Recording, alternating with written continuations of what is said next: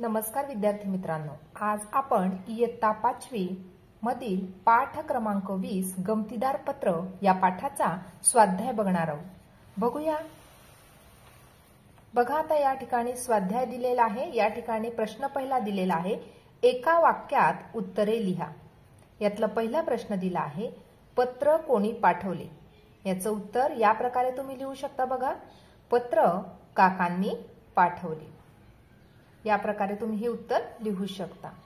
दुसरा प्रश्न बघूया, पत्र कोणाला पाठवले. या प्रश्नाचं उत्तर या प्रकारे लिहू शकता. बघा, पत्र मायाला पाठवले. पुढचा प्रश्न बघूया, मायाला पत्र का वाचता आले नाही. याचं उत्तर या प्रकारे लिहू शकता, कारण काकांनी पाठवलेले पत्र कोरे होते म्हणून मायाला पत्र वाचता आले नाही. पुढचा प्रश्न बघूया, कोण ते सांगा. त्यातलं पहिलं दिलं आहे, कोरे पत्र पाहून आश्चर्य वाटणारी. कोण? तर माया. पुढचं, कोरे पत्र वाचण्याची युक्ती माहीत असणारी. कोण? तर रेश्मा. पुढचं प्रश्न क्रमांक 3, खालील शब्द असेच लिहा. म्हणजे आता या ठिकाणी हे जे दिलेले शब्द आहे हे असेच असे बघून आपल्याला लिहायचे आहे. बघूया, आपण शब्द वाचून घेऊया. पहिला शब्द आहे पत्र, दुसरा शब्द आहे मित्र, पुढचा शब्द आहे सत्र, पुढचा शब्द आहे रात्र, पुढचा शब्द आहे त्रयस्थ, पुढचा शब्द आहे पात्र, पुढचा शब्द आहे त्राण, पुढचा शब्द आहे वात्रट आणि शेवटचा शब्द आहे कंत्राट. पुढचा प्रश्न, पाठातील खालील वाक्ये वाचा. आता या ठिकाणी ही जी काही वाक्ये दिलेली आहे ही आपल्याला वाचायला सांगितलेली आहे.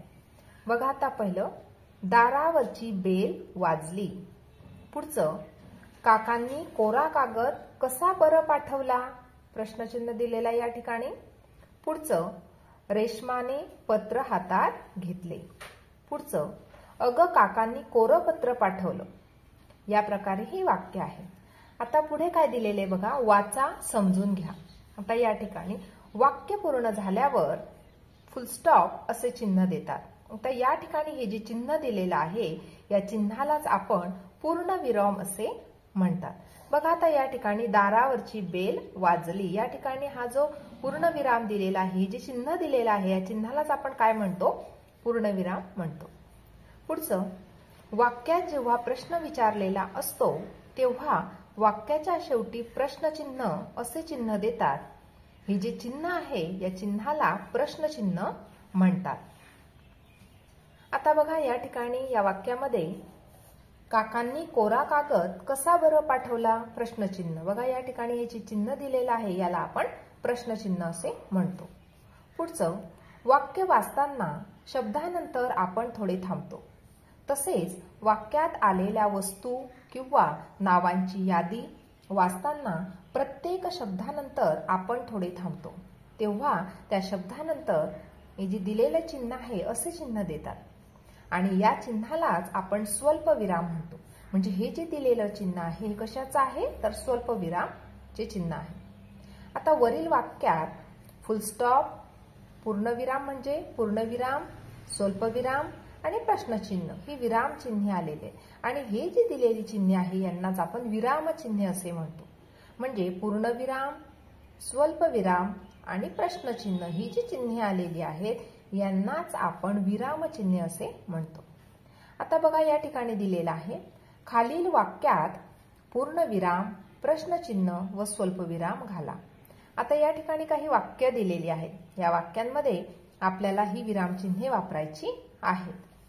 पहिलं वाक्य दिलेलं आहे, मी संगणक सुरू केला, मामाचा ईमेल वाचला, मामा 4 दिवसांनी येणार होता, आम्ही आनंदित झालो.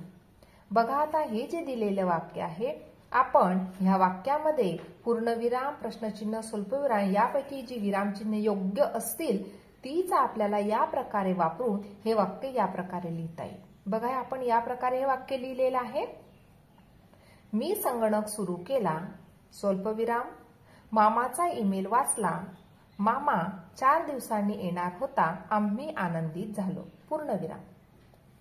या प्रकारे आपण हे लिहू शकतो.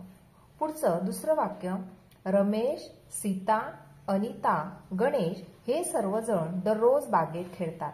आता या ठिकाणी रमेशच्या नंतर स्वल्पविराम, सीताच्या नंतर स्वल्पविराम, अनिताच्या नंतर स्वल्पविराम, नंतर गणेश हे सर्वजण दररोज बागेत खेळतात. खेळतातच्या नंतर पूर्णविराम. या प्रकारे वाक्य आपण लिहू शकतो. पुढचं, तू जेवण केलेस का? प्रश्नचिन्ह. या प्रकारे आपण हे वाक्य लिहू शकतो. तू जेवण केलेस का? या ठिकाणी प्रश्नचिन्ह. पुढचं, हे ऐकून तुला आनंद झाला का? आता या ठिकाणी प्रश्नच विचारला आहे. हे ऐकून तुला आनंद झाला का? प्रश्नचिन्ह. पुढचं वाक्य, मी, आई, बाबा, राजू, पिंकी बाजारात गेलो. या ठिकाणी बघा, मी स्वल्पविराम, आई स्वल्पविराम, बाबा स्वल्पविराम, राजू स्वल्पविराम, पिंकी बाजारात गेलो. फुल स्टॉप. पुढचं, सुशांत, रघु, राजेश हे चांगले मित्र आहेत. आता या ठिकाणी सुद्धा सुशांतच्या नंतर स्वल्पविराम, रघुच्या नंतर स्वल्पविराम, राजेश हे चांगले मित्र आहेत. आहेतच्या नंतर पूर्णविराम. अशा प्रकारे आज आपण पाठ क्रमांक 20 गमतीदार पत्र या पाठाचा स्वाध्याय पाहिला. आजचा व्हिडिओ कसा वाटला ते नक्की कमेंट करून कळवा आणि व्हिडिओला लाईक, शेअर आणि सबस्क्राईब करायला विसरू नका मित्रांनो. धन्यवाद.